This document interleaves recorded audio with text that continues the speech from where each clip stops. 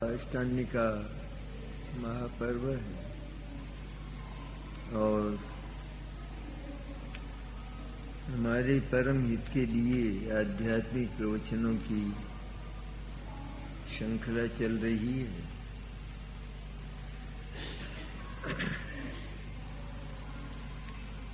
आज तीसरा दिन है और ये हमारी तत्व चर्चा का समय है। आज का पहला प्रश्न है,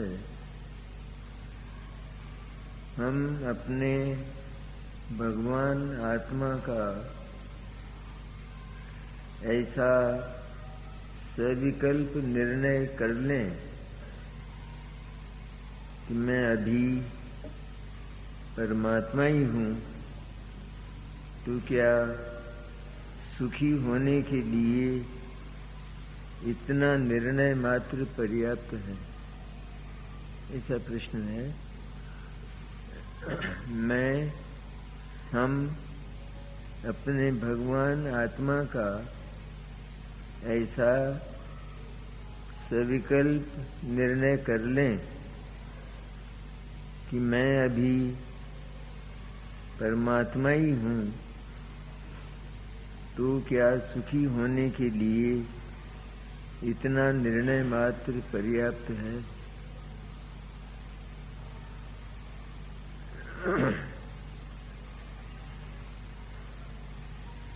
सुखी होने का जो क्षण है वह तो इतना निर्णय, इतना विचार, इतना चिंतन, इतना विचार और इतना चिंतन, वो भी निर्णयात्मक। मैं शुद्ध चैतन्य ही हूँ, इस प्रकार का विचार, इस प्रकार का चिंतन, चिंतन धारा, सुख स्वरूप जो आत्मा की अनुभूति है, शुद्ध चैतन्य की जो अनुभूति है, उसके पहले ये विचार चलते हैं। इसको सविकल्प दशा कहते हैं, जिसमें विकल्प होते हैं। अपने ही संबंध में, अपने अनंत गुणों से मंडित जो शुद्धात्म तत्व है,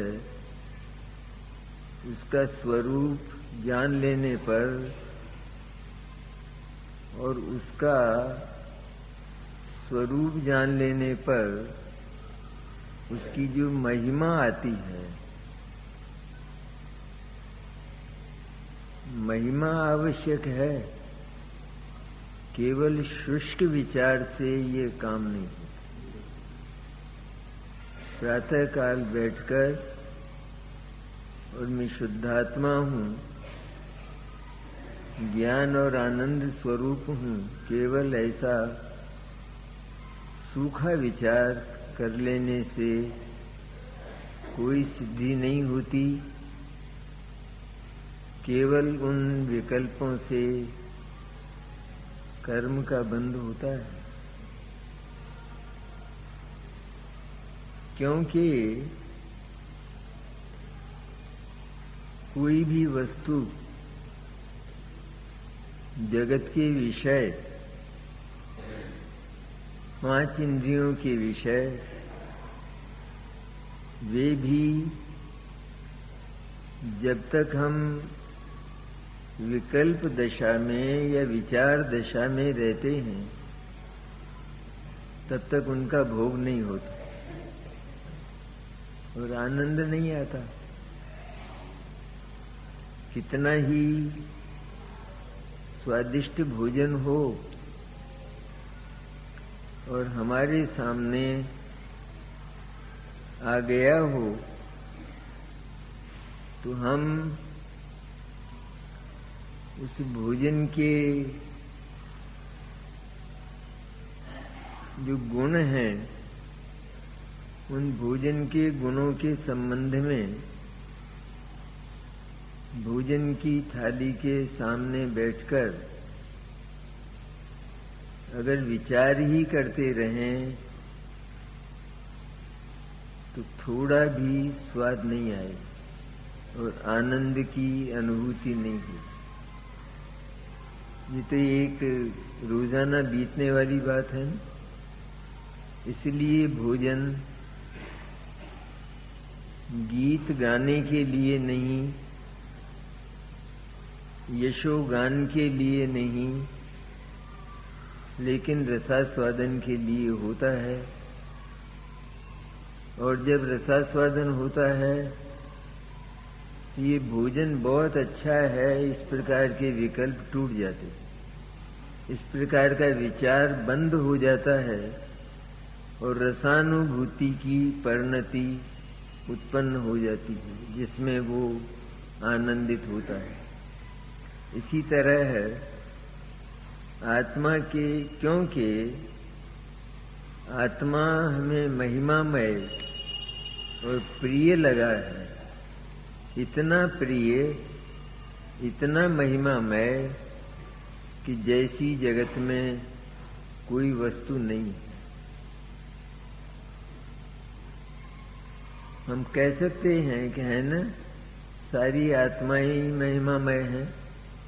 ज्ञान और आनंद जैसे अनंत गुण संपन्न हैं। भगवान सिद्ध हैं, वो तो निरंतर ही आनंद का रसास्वादन करते हैं। तो ये है तो सही, ये हैं, लेकिन ये हमसे सारे के सारे पराये हैं। इसलिए इनसे हमें कभी कुछ नहीं मिल सकता। इसलिए इनकी ओर न देखकर, जिनसे हमें कुछ नहीं मिलना, वहां से तो भिखारी भी तुरंत लौट जाता। तो जो पराया ही है, अन्य ही है और हमसे अत्यंत भिन्न ही है, उससे हमें कुछ नहीं मिलना और हम उसे कुछ नहीं दे सकते, वो हमें कुछ नहीं दे सकता। ऐसी वस्तु व्यवस्था होने के कारण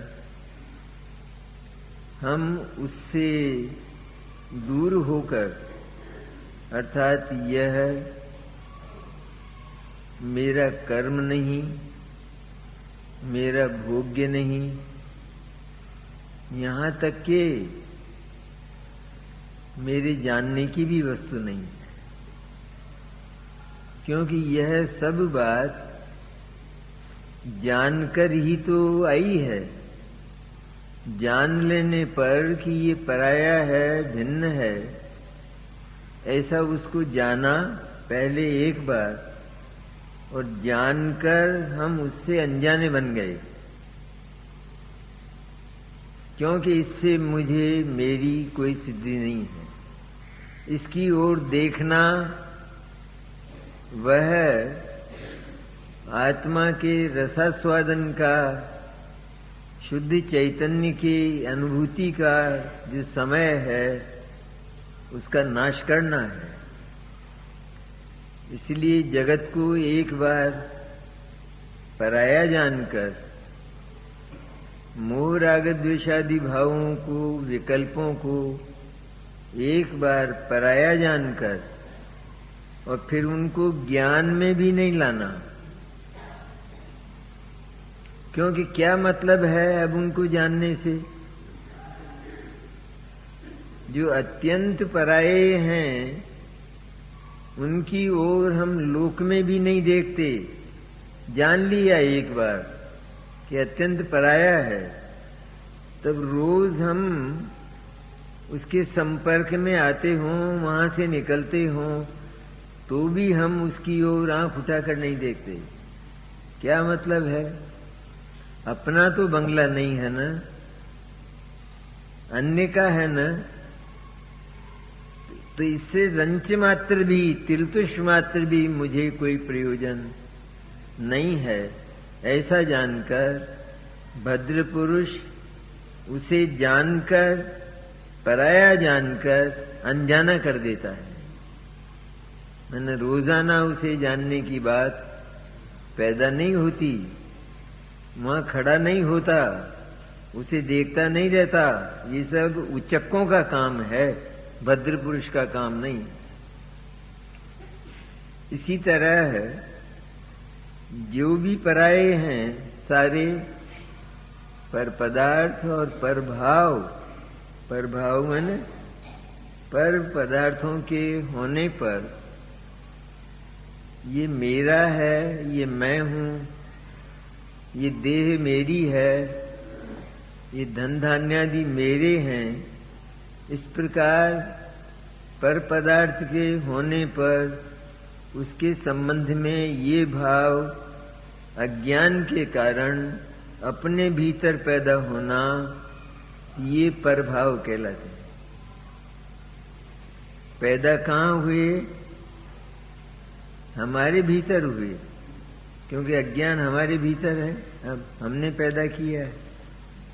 तो हमारे भीतर उत्पन्न होने पर भी वास्तव में ये भाव हमारे नहीं, पराये हैं, क्योंकि इन भावों से हमारे आत्मा का, हमारे शुद्धात्मा का कोई मेल नहीं है।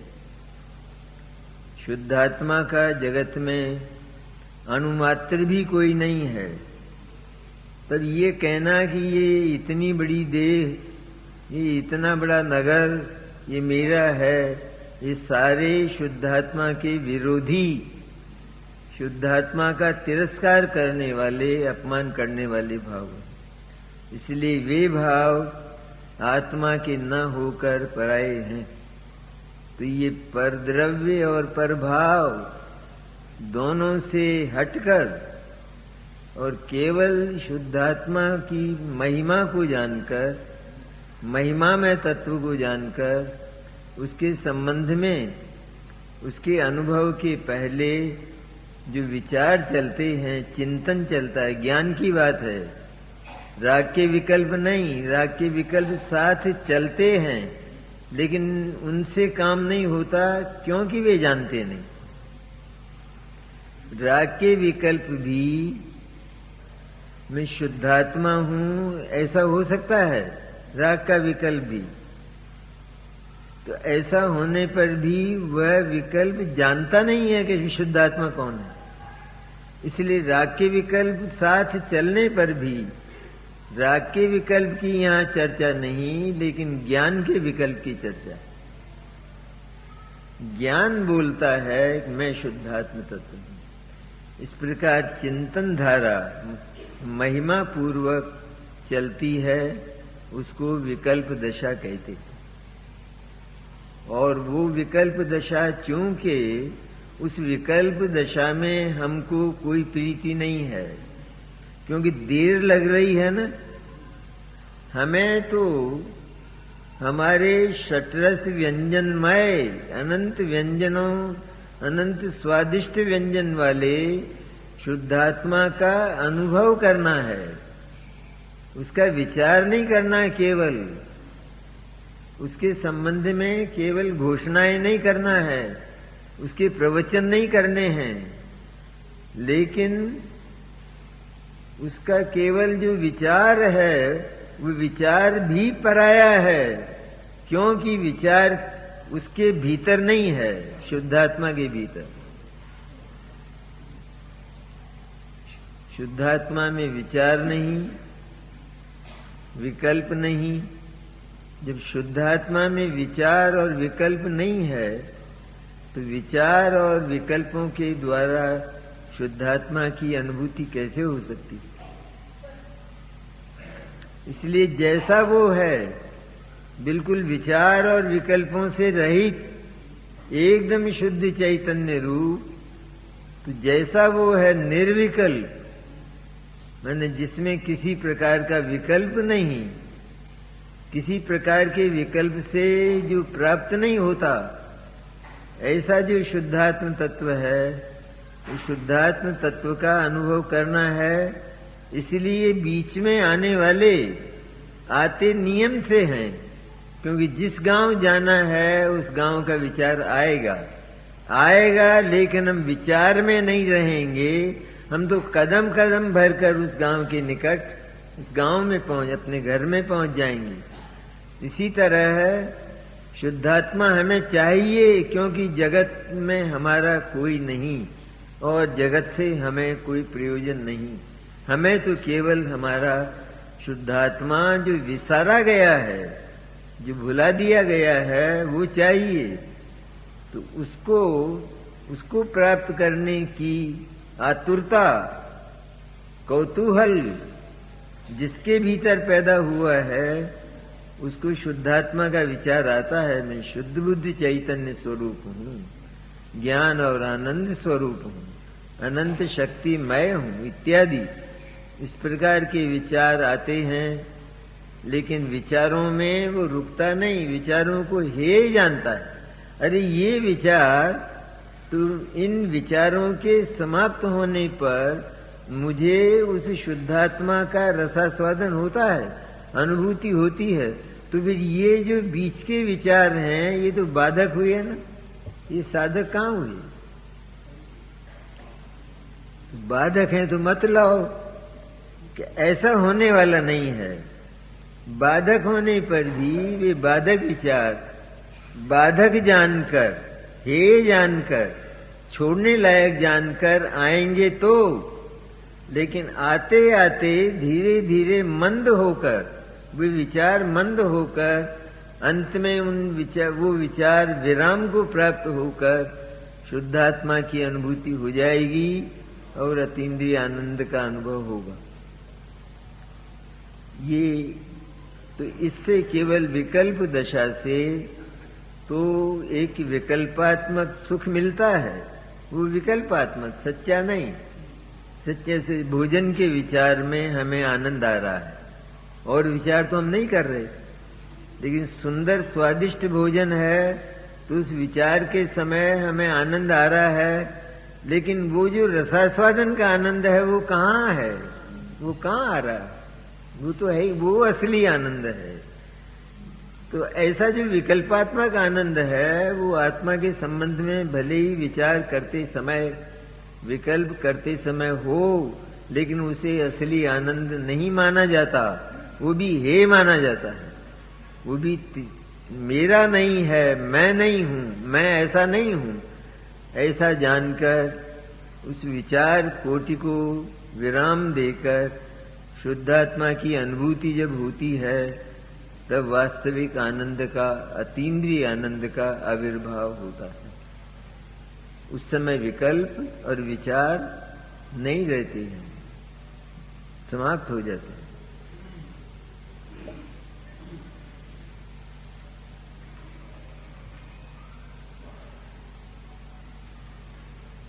प्रश्न है, ध्यान के ध्येय द्रव्य की आयत सामान्य समुदाय एवं विस्तार सामान्य समुदाय रूप रचना का स्वरूप क्या है? अनुभूति में उसका कैसा स्वरूप संवेदन में आता है? ध्यान का ध्येय जो द्रव्य है, वह तो केवल ध्रुव, शाश्वत, अनादि अनंत शुद्धात्म तत्व, क्योंकि वही ध्यान का ध्येय हो सकता है। क्यों हो सकता है? कि जो ध्यान का ध्येय है वो अचल होना चाहिए, वो चलता ना हो, घूमता ना हो, फिरता ना हो, लेकिन अचल होना चाहिए। तो अचल केवल एकमात्र वो अनादि अनंत शाश्वत, जो कभी जन्मा नहीं और जिसकी कभी मृत्यु होगी नहीं, जो कभी समाप्त होगा नहीं, जो सदा एक रूप रहता है। एक रूप रहना ये उसकी विशेषता होना चाहिए। एक रूप अगर नहीं रहेगा तो नाना रूप अनुभूति होगी, अनेक रूप अनुभूति होगी। इसलिए एक रूप रहने वाला शाश्वत ध्रुव जो द्रव्य है वो ध्यान का ध्येय होता है। क्योंकि ध्यान जब ध्यान में न ज्ञान की जो दशा है, निर्मल दशा, वो जब शुद्धात्मा की ओर जाती है और शुद्धात्मा में टिकती है तो शुद्धात्मा का आनंद आता है, उसको ध्यान कहते हैं। अविचलित परिणति, विचलित नहीं होने वाली परिणति। उधर शुद्धात्मा भी विचलित नहीं होता और शुद्धात्मा को देखने वाली जो परिणति है वो भी उसको अचल जानकर अनुभव करती है, इसलिए विचलित नहीं होती।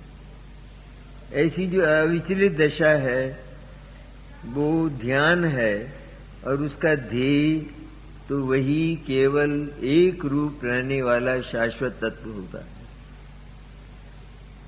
लेकिन प्रवचन सार में उसका संपूर्ण स्वरूप बताया है ना। संपूर्ण स्वरूप जानकर फिर उस स्वरूप में से ध्येय बनने लायक कौन है, ऐसा जानकर उसका अनुभव करना चाहिए। तो आयत सामान्य समुदाय, जो द्रव्य है वो आयत सामान्य समुदाय है, पर्याय की बात है। अर्थात जो द्रव्य है वो आयत मन पर्याय लंबाई, एक के बाद एक जो चला करती है अनंत काल तक, उसको कहते हैं आयत। तो उसका समुदाय है, उसका समुदाय होने पर भी वो द्रव्य अपने सामान्य स्वभाव को नहीं छोड़ता। पर्याय चला करती हैं लेकिन वह वास्तव में, क्योंकि द्रव्य और पर्याय ये एक पदार्थ के दो अभिन्न अवयव हैं, इसलिए वे पर्यायें उस द्रव्य की हैं और वो जो पदार्थ है वो उस पर्यायमय है। आयत का मन पर्यायों का समुदाय है। इस प्रकार सारे पर्याय समुदाय को हम केवल पर्याय मात्र देखकर ये सबकी सब पर्याय द्रव्य ही है और नहीं है। क्या है ये? समुद्र की जितनी लहरें हैं वो क्या है? एक एक लहर क्या है? इस समुद्र ही है। इस प्रकार जितने भी पर्याय हैं वे सारी की सारी पर्यायें वे सब द्रव्य ही हैं। इस तरह उन सारी पर्यायों को गौण करके उन पर दृष्टि न देकर जान लिया कि सारी पर्यायें अनंतानंत पर्यायें, इनका समुदाय ये द्रव्य सामान्य है। सामान्य है ना। पर्याय ये तो विशेष विशेष होती है, एक के बाद एक हुई ना पर्याय। तो अभी वर्तमान में दुख की दशा, इसके बाद सम्यक दर्शन होने पर सुख की दशा, वर्तमान में अज्ञान की दशा और आत्मा का अनुभव होने पर सम्यक ज्ञान की दशा। ये पर्याय बदलती है ना, विशेष विशेष हुई ना। तो ये जो द्रव्य है ये विशेष नहीं, लेकिन ये जो विशेष हैं पर्यायें, इनका ये समुदाय है। कहां से आती है लहर? कहते समुद्र में से आती है। उसी प्रकार पर्याय कहां से पैदा होती है? कि वो द्रव्य समुद्र है उसी में से पैदा होती है, उसी में विलीन हो जाती है। इसीलिए सचमुच ये जो द्रव्य है ये सारा का सारा पर्याय का समुदाय होने पर भी केवल द्रव्य है। इस तरह द्रव्य बना लेना, पर्याय समुदाय को याद नहीं करना। पर्याय समुदाय जान लिया, अब जानने के बाद जो पर्याय है वो तो हे तत्व है। पर्याय विशेष विशेष होती है, पर्याय क्षणभंगुर है, इसलिए पर्याय ध्यान का ध्येय नहीं हो सकता। हम जिसको जान रहे हैं वो एक क्षण में चला गया तो हम झांकते रह गए, पछताते रह गए। तो पर्याय का स्वरूप ऐसा ही है ना। इसलिए ये सारी पर्यायें मन समुद्र की सारी लहरें समुद्र ही हैं। तो सारी पर्यायें ये द्रव्य ही हैं। इस प्रकार उनको द्रव्य सामान्य करके, इसी प्रकार जो अनंत गुण हैं वे अनंत गुण भी सारे के सारे द्रव्य ही हैं। मूल तो द्रव्य है ना। तो मूल द्रव्य हो तब गुण रहते हैं, तब पर्याय होती हैं। द्रव्य ही अगर न हो तो न तो विस्तार रूप गुण होंगे और न आयताकार रूप पर्याय होगी। इसलिए मूल तो द्रव्य है। इस तरह द्रव्य और गुण दोनों को गौण करके अनंत गुणों को उस शुद्धात्मा के साथ एक करके, एक इन अनंत गुणों के विस्तार वाला मैं एक हूं, ऐसा एक करके उस शुद्धात्मा की अनुभूति की जाए तो वो ध्यान है।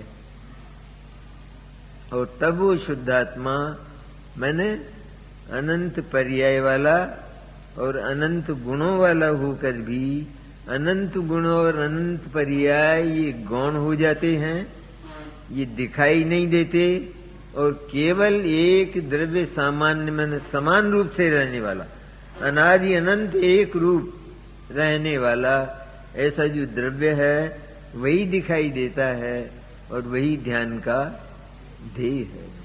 ये ऐसा उसमें से अध्यात्म निकालना।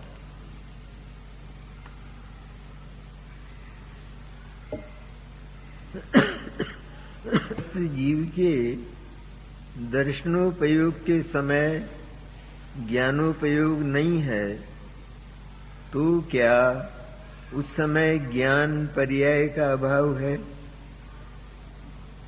यदि अभाव नहीं है तो पर्याय तो हो ही रही है। दर्शन और ज्ञान ये दो गुण हैं आत्मा के। दर्शन मैंने यहां श्रद्धा नहीं, दर्शन शब्द दो रूप में आता है, एक श्रद्धा के रूप में और एक निर्विकल्प सामान्य अवलोकन के रूप। ये तो ज्ञान तो सर्वविकल्प है, विशेष है, लेकिन जो दर्शन है वो केवल सत्ता मात्र का अवलोकन करता है। सत्ता मात्र में जितना कुछ जगत है ये, अथवा जगत का थोड़ा, उसका जो भी विषय बने वो तो केवल ज्ञान की बात है। केवल ज्ञान में सारा जगत विषय बनता है दर्शन का, दर्शनोपयोग का, केवल दर्शनोपयोग। तो उस दर्शनोपयोग में केवल इतना परिणमन होता है कि जगत है, सत्ता है, बस ये सत्य मन सारे जगत के पदार्थ, जीव, पुद्गल, धर्म, अधर्म, आकाश, काल, इस तरह न्यारे न्यारे पदार्थ उसके विषय न बनकर केवल ये पदार्थ है, सत्ता है, इतना मात्र जो विषय करता है उसका नाम निर्विकल्प निराकार दर्शनोपयोग है। होगा ना? जो कमजोर ज्ञान और दर्शन है उसमें ये होगा ही होगा, क्योंकि ये सारा जगत सामान्य और विशेष रूप है।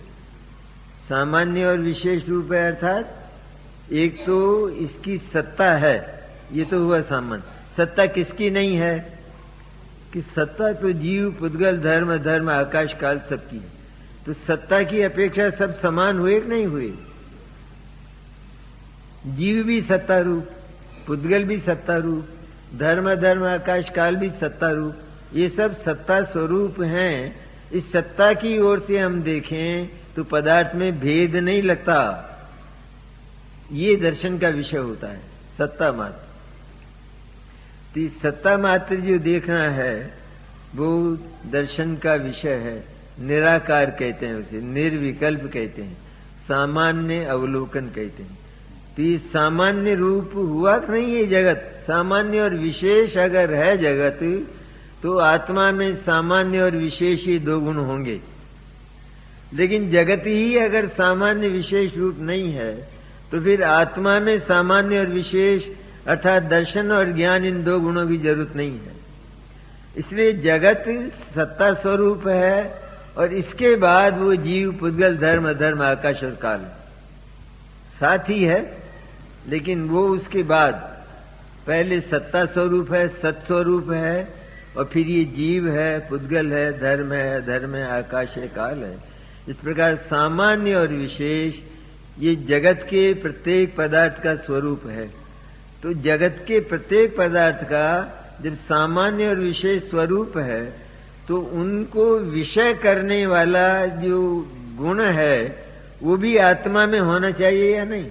क्योंकि आत्मा तो व्यवसाय करने वाला, जानने वाला, देखने वाला पदार्थ है, तो फिर उसमें ये दो गुण होने चाहिए या नहीं?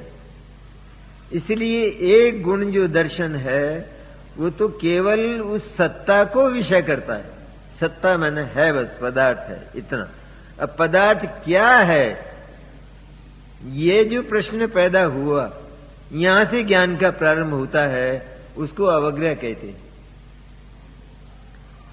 क्या है पदार्थ? आकाश में हमने देखा कि कोई पदार्थ है।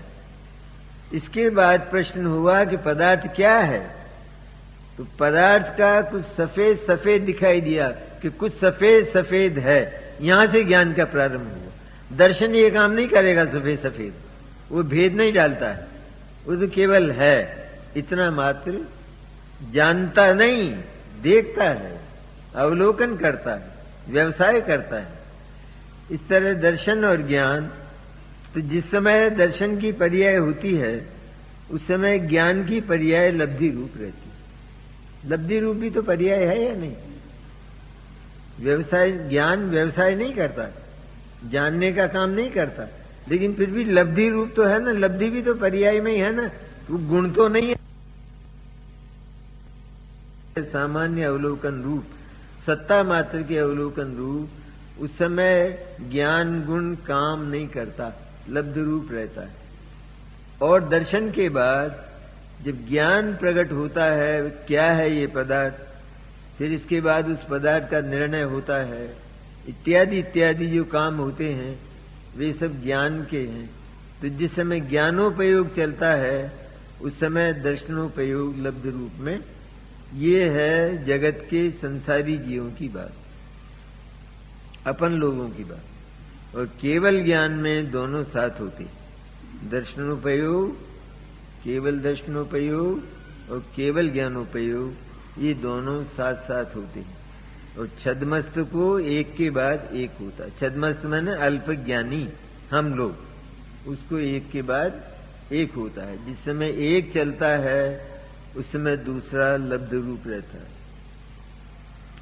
छद्मत्थाणम न दुर्नि होगा, छद्मस्त को दोनों उपयोग एक साथ नहीं होते, और केवली भगवान को दोनों उपयोग एक साथ होते हैं। क्योंकि निरावरण है, सब खुल गया है, सब पूर्ण हो गया है, इसलिए दोनों उपयोग वहां पर एक साथ होते हैं। जुगवम जम्मा केवली, केवली भगवान को दोनों एक साथ होते हैं और छद्मस्त को क्रम से होते हैं।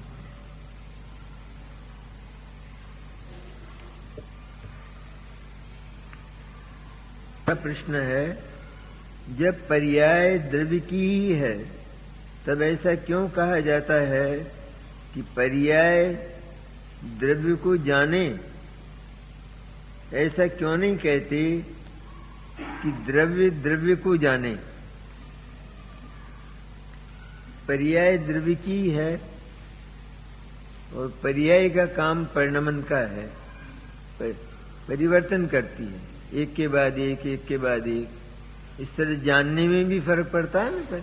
एक पदार्थ जानने में आया, दूसरे क्षण में दूसरा पदार्थ जानने में आया, इस तरह बदलती हुई चलती है। तो जो द्रव्य है वह जानन भाव स्वरूप, माने ज्ञान गुण स्वरूप होने पर भी वास्तव में वो जानने की क्रिया नहीं करता, क्योंकि अनादि अनंत ध्रुव है ना।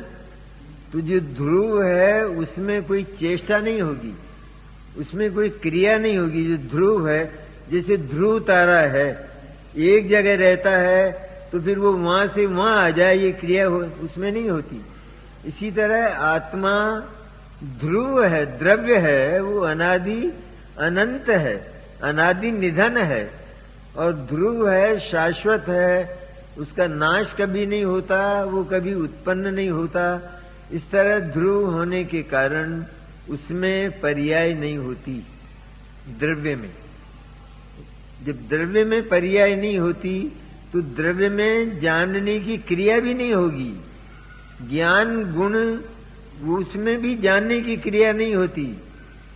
वैसे परिभाषा में ये आता है कि गुण की जो पर्याय, गुण की पर्याय किसको कहते हैं कि गुण के परिणमन को पर्याय कहते हैं, ऐसा आता है ना। ये व्यवहार परिभाषा है, ये वास्तविक परिभाषा नहीं। गुण परिणमन नहीं करता, जैसे द्रव्य में परिणमन नहीं होता, पर्याय नहीं होती, उस तरह गुण में भी पर्याय नहीं होती। इसलिए अनंत गुण द्रव्य के साथ एक में एक होकर रहते हैं।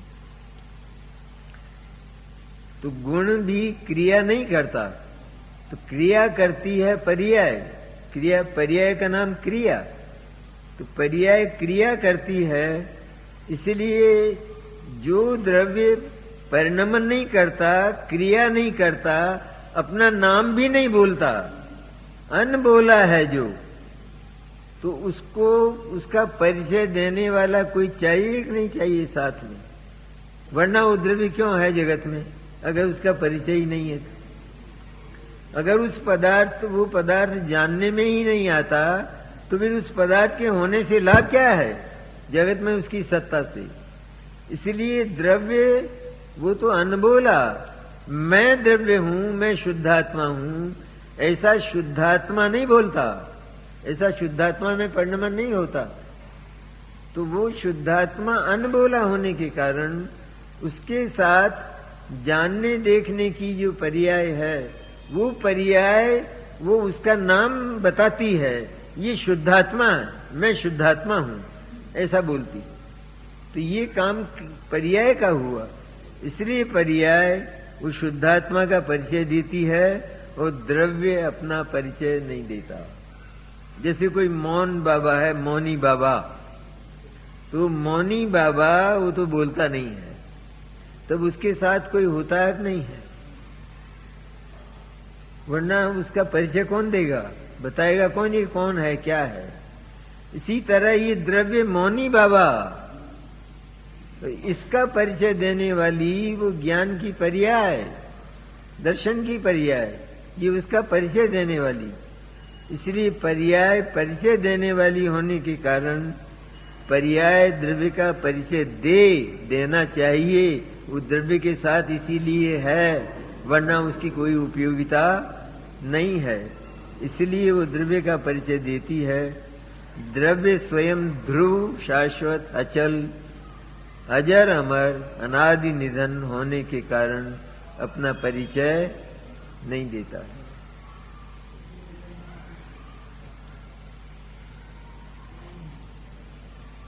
द्रव्य अगर अपना परिचय देने लग जाए तो पर्याय की क्या जरूरत रहे? फिर तो केवल द्रव्य ही काफी है, फिर तो गुण की भी जरूरत नहीं है और पर्याय की भी जरूरत नहीं है, तो अकेला द्रव्य रहा। तो वो अगर अपना परिचय देने लग जाए तो परिचय देना ये तो पर्याय है। जैसे हमसे किसी ने अपना नाम पूछा तो हमने अपना नाम बता दिया, इसके बाद कोई दूसरा व्यक्ति मिला, उसने हमारा नाम पूछा तो हमने अपना नाम फिर बता दिया, तो ये परिवर्तन हुआ कि नहीं हुआ? तो पहला नाम बताया वो तो गई ना बात, वो पर्याय तो नष्ट हो गई ना। अब दूसरा नाम बताया तो दूसरी पर्याय आई, अब तीसरा नाम कोई पूछेगा तो तीसरी पर्याय आएगी, दोनों पर्याय नष्ट हो जाएगी। तो द्रव्य अगर अपना परिचय देने लगे तो उसका नाश हो जाएगा। और द्रव्य तो सदा सत्ता स्वरूप है, अनादि निधन है, इसलिए उसका नाश कभी आज तक हुआ नहीं और होने वाला नहीं है। इसलिए वह अपना परिचायक नहीं है। पर्याय क्योंकि परिणमन करती है, बदलती है, इसलिए वो द्रव्य का परिचय देती और देना चाहिए। ये हो गया।